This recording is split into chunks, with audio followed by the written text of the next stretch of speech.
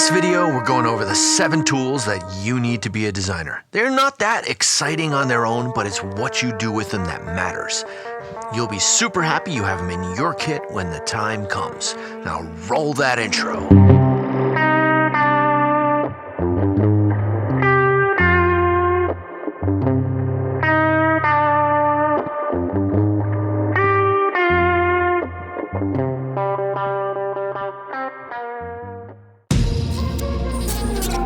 Item number 1, digital calipers.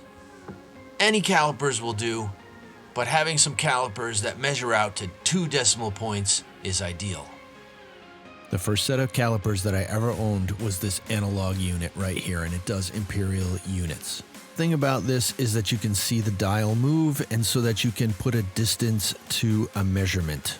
You can also rotate the dial ring kind of like on a watch so that you can physically see the distance between a measurement. This also allows you to set the 0 point anywhere on the dial.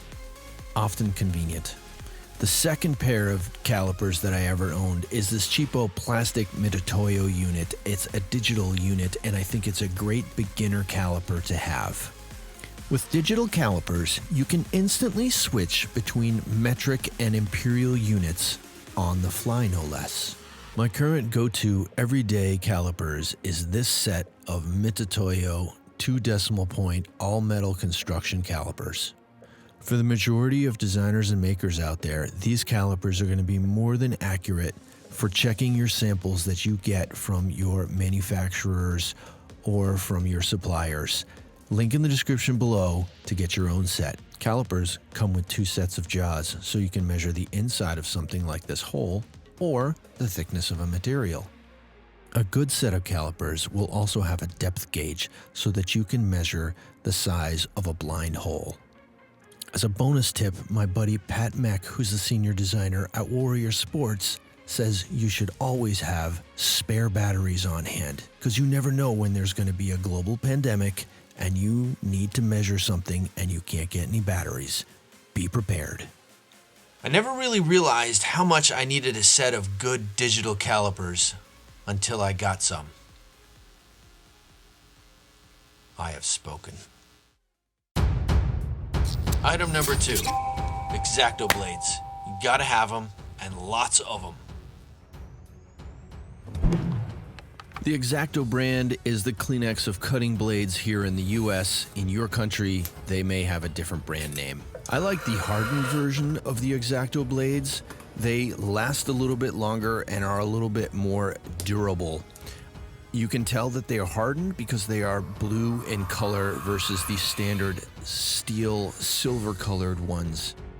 I'll provide a link in the description below to the exact blades that I use for all my projects. Get yourself a good knife blade handle. I like the ones that you can tighten on the end. You can also watch my video about how to customize your own handle, link above here on the right. Don't think you can get by with just a couple of blades. You're gonna need lots of them. I have spoken. Item number 3, Sharpies and Post-it notes. You can't tag any design work or research without those things. If you're doing any sort of group or collaborative design research, Post-it notes are invaluable. The Post-it notes allow everybody in the group to add their insight, research, and ideas into the mix. Sharpies or a big fat marker are an easy way for everybody to add their input. It's easily readable and identifiable.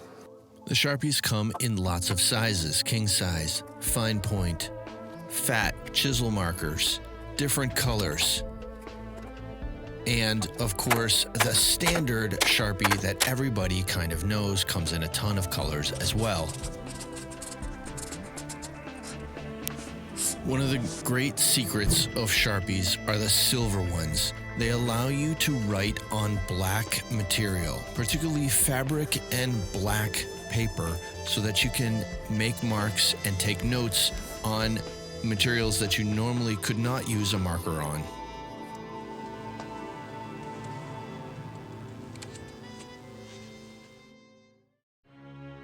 Item Item number 4, a Pantone book.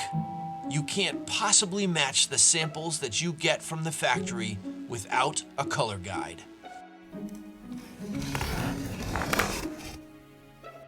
So whether you're a product designer or a graphic designer and you need to tell somebody what color something is or is going to be so that they can match it up, you need to give them a Pantone number.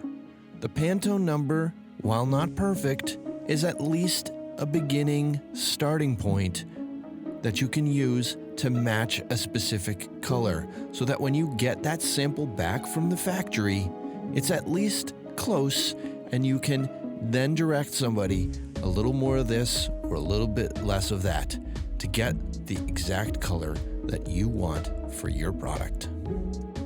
Pantone books come a couple different ways.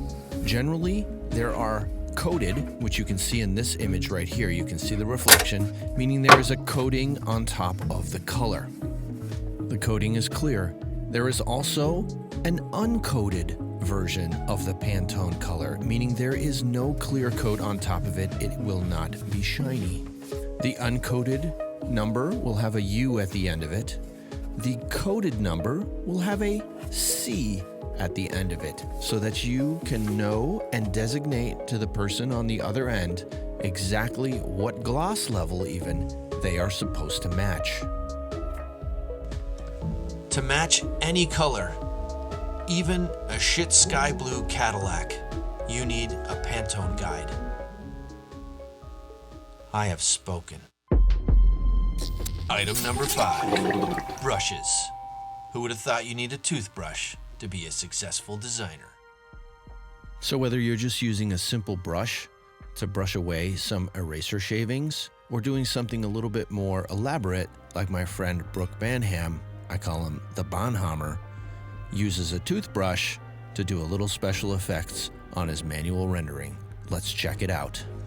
In case you don't know who Brooke is, he's the originator of the Sketch Battle, worldwide live sketch battles, linked to his Instagram below.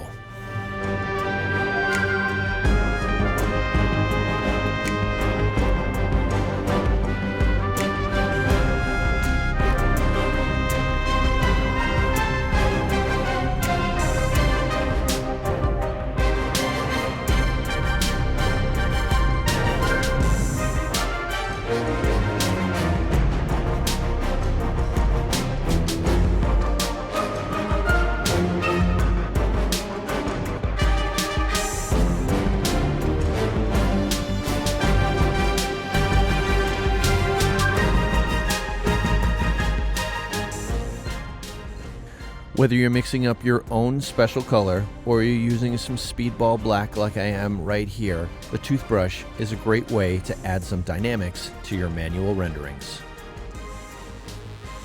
Even Ugnaught designers need toothbrushes. I have spoken.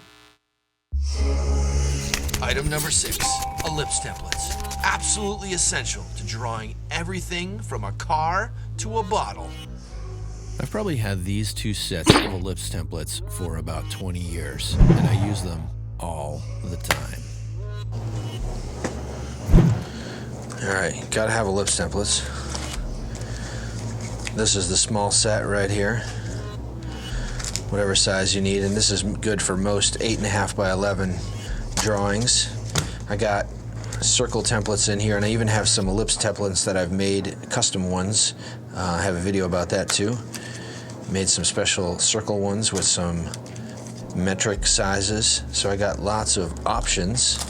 And then if I need bigger templates, I got the big bad boys for sweetening up those wheels on the car renderings that I do.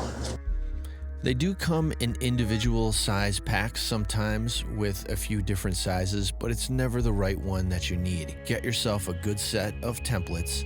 They come in sizes from 10 degrees all the way up to 80 degrees. It's worth the money. Link in the description below to get your own set. Ellipse templates are absolutely essential. These bad boys are going to help you draw a perfect ellipse every time because you can't draw them as good as you can trace them. I have spoken. Item number 7, texture plates. That's right, texture plates. Texture plates. I use them all the time to add texture. Various grits of sandpaper. This is a sanding mesh that you use to sand drywall with. This is a little piece of sheet metal, expanded sheet metal.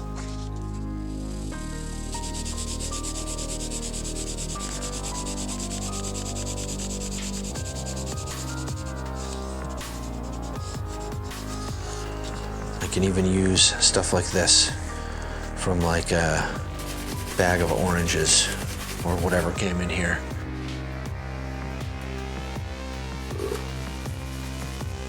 For texture plates, the sky's the limit. From a sanding screen to simulating carbon fiber to using a burlap bag that you might wrap a baby Yoda in to simulate a fabric texture, anything goes. I have spoken.